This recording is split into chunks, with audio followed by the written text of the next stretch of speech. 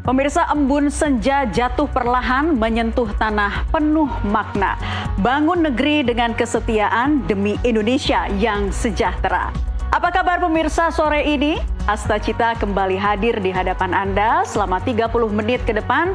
Kami akan sajikan sejumlah informasi dan peristiwa terkini terkait kebijakan dan langkah nyata Presiden Prabowo beserta kabinetnya dalam pembangunan Indonesia. Bersama saya Naila Husna, kita simak Asta Cita selengkapnya. Kita ke informasi yang pertama, pemirsa. Presiden Prabowo meninjau langsung penyitaan 6 smelter ilegal di Bangka Belitung yang terlibat dalam pelanggaran hukum terkait kegiatan penambangan tanpa izin di kawasan PT Timah. Total kerugian pemerintah dari 6 smelter ini mencapai 300 triliun rupiah. Sebelumnya pada Minggu 5 Oktober, Presiden Prabowo Subianto menjadi Inspektur Upacara peringatan Hari Ulang Tahun ke-80 TNI di lapangan Silang Monas, Jakarta. Dalam kesempatan tersebut, Prabowo mengutarakan ucapan terima kasih kepada ribuan prajurit saat memeriksa pasukan dalam rangkaian upacara peringatan Hari Ulang Tahun ke-80 TNI.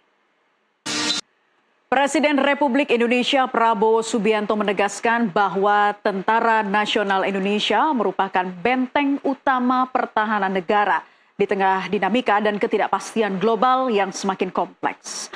Hal ini disampaikan Prabowo dalam amanatnya pada peringatan Hari Ulang Tahun ke-80 TNI di kawasan Silang Monas, Jakarta. Presiden RI Prabowo Subianto menegaskan pentingnya kepemimpinan yang profesional dan berintegritas di tubuh TNI. Prabowo menekankan bahwa TNI adalah benteng utama pertahanan negara dan harus selalu dipimpin oleh figur-figur terbaik yang mampu menjadi teladan bagi prajurit di semua tingkatan. Usai jeda, kami akan kembali dengan informasi SPPG Bungsang di Bangkalan. Kembali bersama kami di Asta Cita, kita lanjutkan informasi pemirsa untuk meningkatkan kualitas gizi makanan dan mencegah keracunan. Badan Gizi Nasional mulai menerapkan aturan ketat bagi seluruh satuan pelayanan pemenuhan gizi atau SPPG. Di samping itu, BGN juga telah menganggarkan 50 triliun rupiah untuk Provinsi Jawa Barat pada tahun 2026 dalam rangka pemenuhan gizi masyarakat. Lonjakan kasus dugaan keracunan makanan program Makan Bergizi Gratis atau MBG di Jawa Tengah membuat Partai Gerindra tak tinggal diam. Ketua DPD Gerindra Jateng Sudaryono turun langsung mengumpulkan para kepala daerah dan partainya untuk memastikan program unggulan Presiden Prabowo berjalan tanpa cacat. Pemirsa, Gubernur Banten Andra Soni meninjau Satuan Pelayanan Pemenuhan Gizi atau SPPG di Kota Tangerang, Banten. Andra melihat langsung proses memasak, penyajian, dan kebersihan dapur, serta tempat makanan untuk mencegah hal yang tidak diinginkan.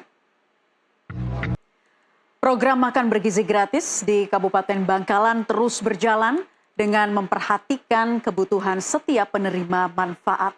Di Satuan Pelayanan Pemenuhan Gizi atau SPPG Bungsang, layanan diberikan tak hanya menyeluruh, tetapi juga untuk penerima manfaat yang memiliki riwayat alergi.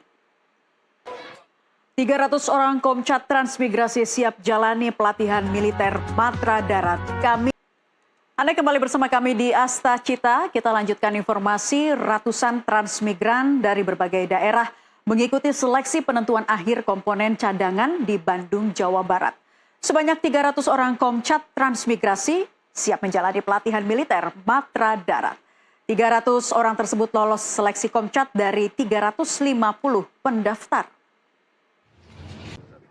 Menteri Lingkungan Hidup Hanif Faisal Nurrofik menyambangi area situ Jati Jajar di wilayah Kecamatan Tapos, Kota Depok, Jawa Barat, dan melakukan dialog dengan warga terkait pengolahan sampah.